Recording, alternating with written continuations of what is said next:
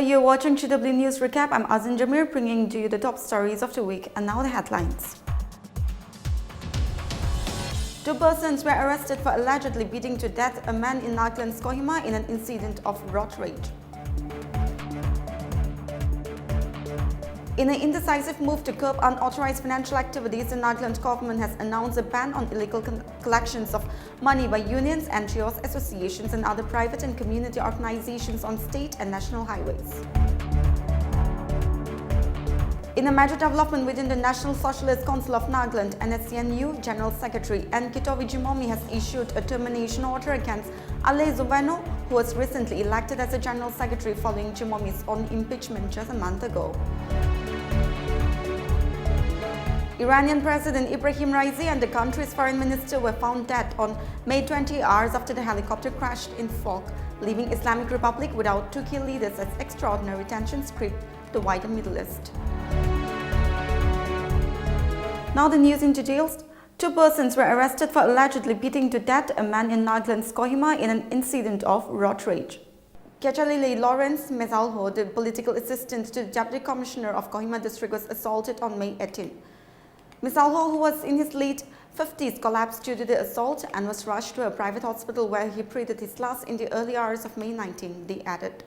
The 2 accused, identified as Nizoseto Kiri, 24, and Kretsonyo Wori, 25, were arrested on May 19. Police said a case was registered against IBC sections 323, voluntarily causing hurt, 325, voluntarily causing grievous hurt, 352, assault or use of criminal force, and 302, murder at the North Police Station, Kohima, they said.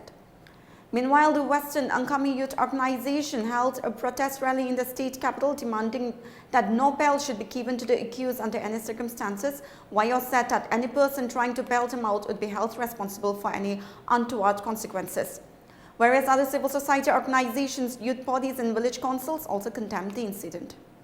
In a decisive move to curb unauthorized financial activities, the Nagaland government has announced a ban on illegal collections of money by unions, NGOs, associations and other private and community organizations on state and national highways. The ban also extends to marketplaces across state. An official release confirmed that this measure aimed at eliminating unauthorized financial demands.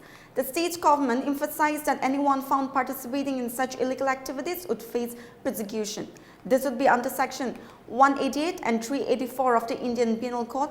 Section 188 pertains to disobedience to an order duly promulgated by a public servant, and Section 384 deals with punishment for extortion. The Nagaland Home Department highlighted that the state government has issued repeated instructions to prevent unauthorized money collections. These collections have taken various forms. They include taxes, membership, fees, contributions, donation charges, levies and tolls.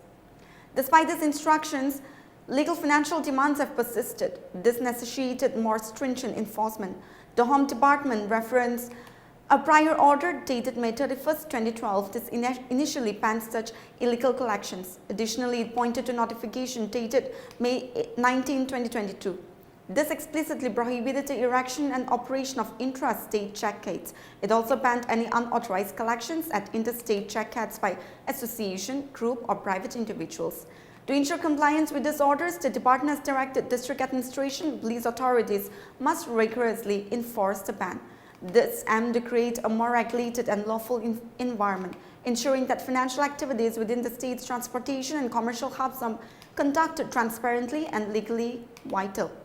This crackdown is expected to relieve commuters and help the traders they have been adversely affected by these unauthorized financial demands.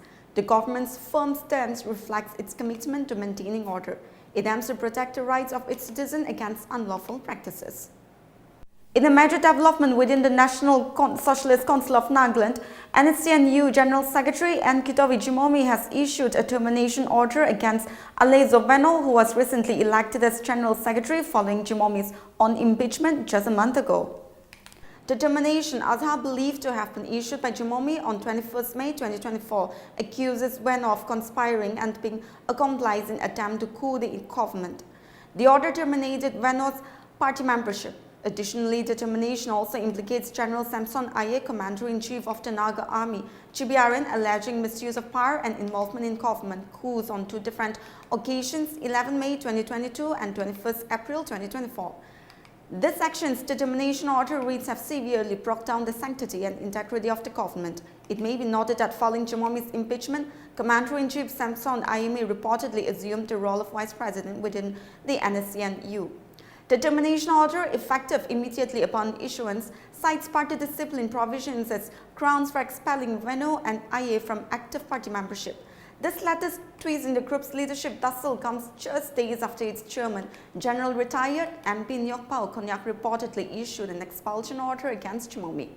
Konyak's order on 15 May accused Chimomi of maligning the organization's image, engaging in activities against its Yezabu, and personalizing the mission and achievements to its own credit.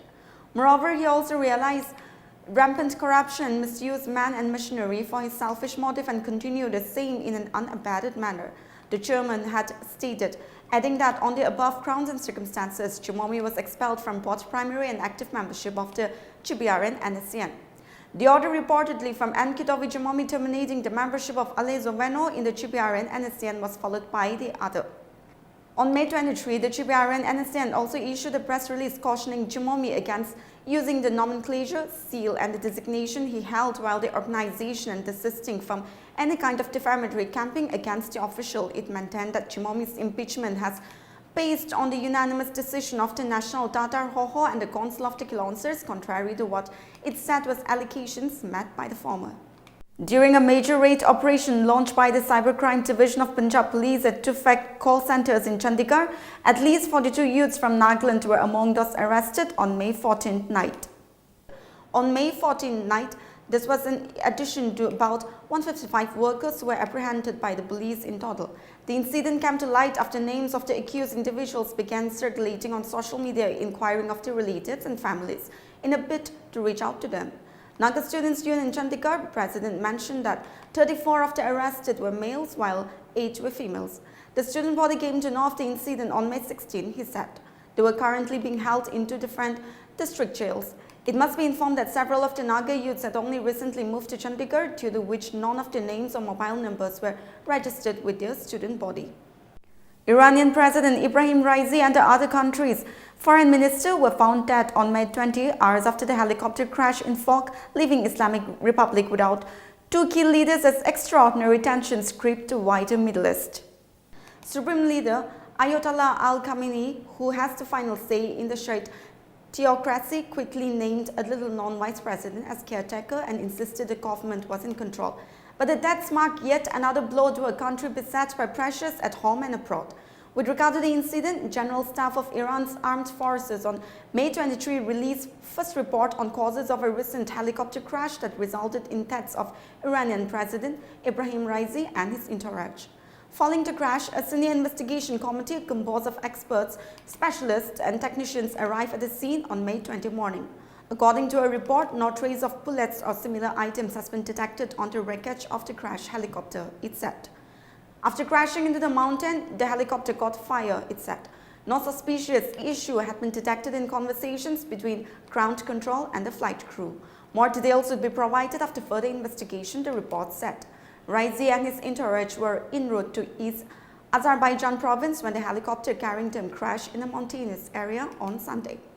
Also on board the helicopter were Foreign Minister Hossein Amir Abdullahian and Mohammad Ali Al-Hassim, the representative of Iran's supreme leader to East Azerbaijan. Raisi was led to rest on Thursday in the holy shrine of Imam Reza in his hometown, the northeastern city of Mashhad. Well, that's it for this week's top stories. For more news like this, stay connected to Global Window. Good night.